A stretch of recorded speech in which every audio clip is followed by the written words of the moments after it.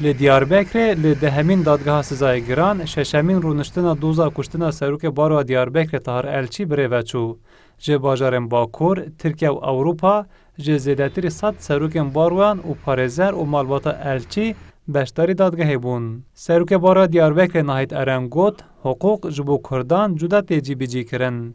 ارن آماجه کر الچی نه کسی که جریزه بو و او هم سروک باروی بو هم جی ماف پارز بو و او جی دره ندن کو ev doz be enjam bemine.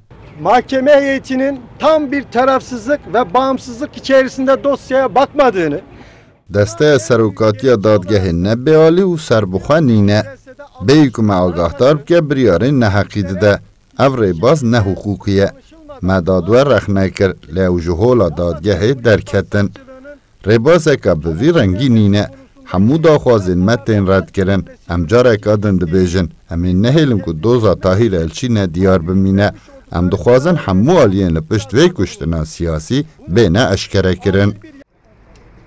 Turkan Elçi ya hevjin û parêzera Tahir Elçî ji Qur'an û gotinên feylosofên naskirî yên wekî Konfuçyus, Sokrates û Mewlana yên di derbarê edaletê de mînak dan û got, cîhan bi edaletê li ser piyan disekine. Parêzerên Elçî gotin ku di lêpirsînê de delîl hatin reşkirin û dadgeh naxwaze ev doz were ronî kirin. Daxwazên parêzeran yên ji bo guhdarîkirina Serokwezîrê berî yê Tirkiye Ahmed Davutoğlu ji aliyê şandeya dadgehê ve hat red kirin. Em dixwazin Davutoğlu û yekî dî ser vê dawê rolekî hebe, gotinakî hebe, agahiyekî hebe, bira were mahkemê ra mijûl be bira şahidî bike, em vê tiştê dixwazin.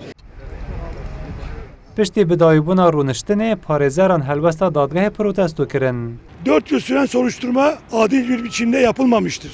Parlamenter CHP Sezgin Tanrıkolu jî got, gujarên Tahir Elçî diyarin li ev dadwer alîgire û bi dadwarana tev nagere.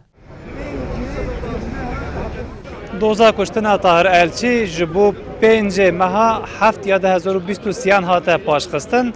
Her wiha hemû daxwazên parêzeran û malbata Tahir Elçî ji aliyê şandeya dadgehê ve hatin red kirin. Ew dibêjin ku şandeya dadgehê naxwaze doza kuştina Tahir Elçî her wiha bêta ronî kirin û lê belê ew dibêjin heta ku ev doz bêta ronî kirin ew dê dest ji vê dozê bernedin. Hesen Kaku, Kurdistan 24, Diyarbekir.